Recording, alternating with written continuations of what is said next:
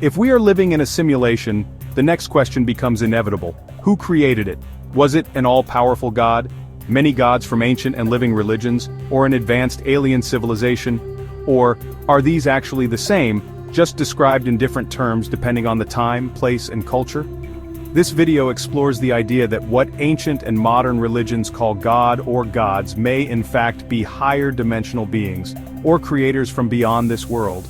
This doesn't challenge faith, it expands it.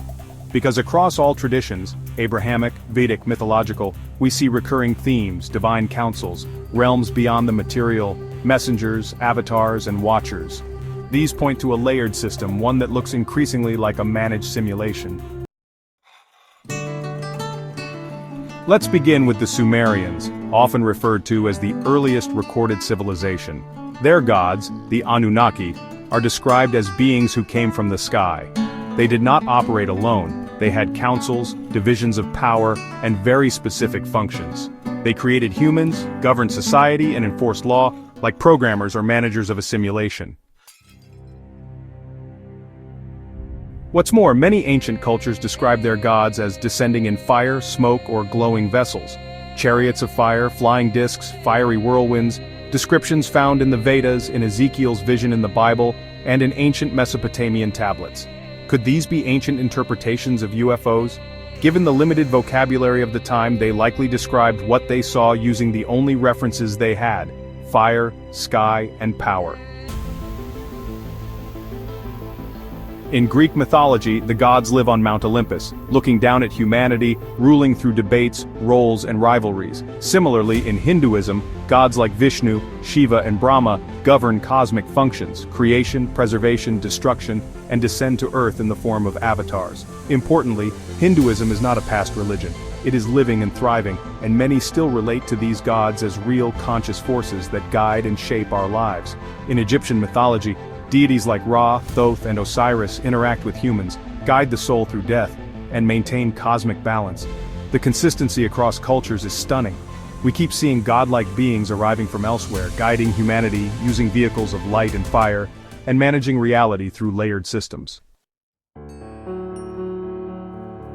In Hindu texts, Vimanas, flying chariots used by gods, are detailed in great depth. Some are described as powered by elements or light and capable of immense destruction. In Chinese mythology, sages ascend to the heavens on flying dragons. In Egyptian mythology, the sun god Ra travels through the sky in a solar bark, again suggesting a vehicle beyond human technology. Mesoamerican cultures like the Maya and Aztecs described gods like Quetzalcoatl as descending from the sky, often associated with light, wind, or serpentine movement. In each case, gods interact with Earth, deliver teachings, and return to the heavens, perhaps back to another realm or world. In monotheistic traditions such as Islam, Christianity, and Judaism, we are told of one all-powerful God. Yet even in these systems we see intermediaries: angels, archangels, prophets, jinn. In the Quran we see angels sent as messengers, as with Lut's people, where angels first meet with Abraham, then deliver the warning to Lut, and eventually carry out the destruction. If God is almighty, why not act directly? Why the process? Similarly, in Genesis, God says, "Let us make man in our image." Who is us? Some interpret it as the divine council, others as metaphor. But if we look at it through the simulation lens, it could represent a collective, a team of higher beings operating under a divine intelligence. In Islam, God is called Rabb al-Alamin, Lord of all worlds. This implies multiple layers or realms, not just Earth. If he is among angels directing them, then perhaps he exists within a system of divine beings, like a central architect operating with and through a council. Across both mythology and scripture we find descriptions of multiple realms or dimensions. In Islam there are the jinn, beings of smokeless fire living in a realm parallel to ours. In the Book of Enoch, angels descend to earth, some disobeying divine laws. In Hindu cosmology there are lokas, higher and lower realms, each governed by different beings. Greek and Norse myths also describe layered realms: Olympus, the underworld, Asgard. Each system describes levels of access, permissions, and power, just like a simulation has users, moderators, and admins. Modern simulation theorists like Nick Bostrom suggest our universe could be a digital construct by an advanced civilization. Even Elon Musk entertains the idea.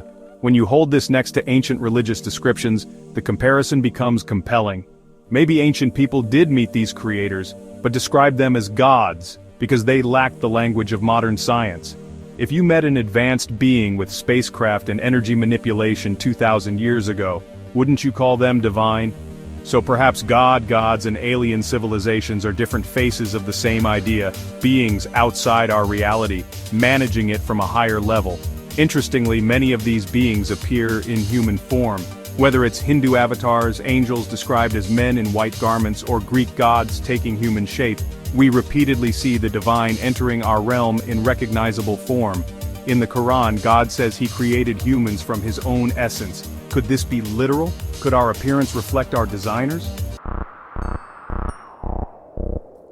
This may even connect with previous observations. Humans seem poorly adapted to Earth in many ways. Fragile bodies, long childhoods, reliance on tools, perhaps a clue that we were engineered for this simulation rather than naturally evolved here. Why would a supreme creator need help? In a simulation, it makes perfect sense. Angels are message-delivering subroutines. Avatars are divine logins into the simulation. Prophets and rishis are user accounts carrying the latest ethical update. Even destruction follows a protocol. In the story of Lut's people, angels do not act until evidence is clear. The system waits, observes, warns, and then acts. Whether you believe in one god or many, or in a technological civilization beyond time and space, the core truth remains. We are living in a structured reality designed by intelligence. All religions point to a source beyond the physical, a creator that operates through agents, messengers, and signs. Some called them gods, some angels, some beings from other realms. But all agree, we're not alone and we're not in control of the system. And if that's true, then the path to higher understanding is not just through knowledge, but through action, kindness, integrity, and the search for truth. Because in every system, even a simulation, there are rules. And in every tradition, those who learn and live by the deeper laws transcend. Subscribe, reflect, and share your thoughts. Because this simulation is not just something to question, it's something to understand.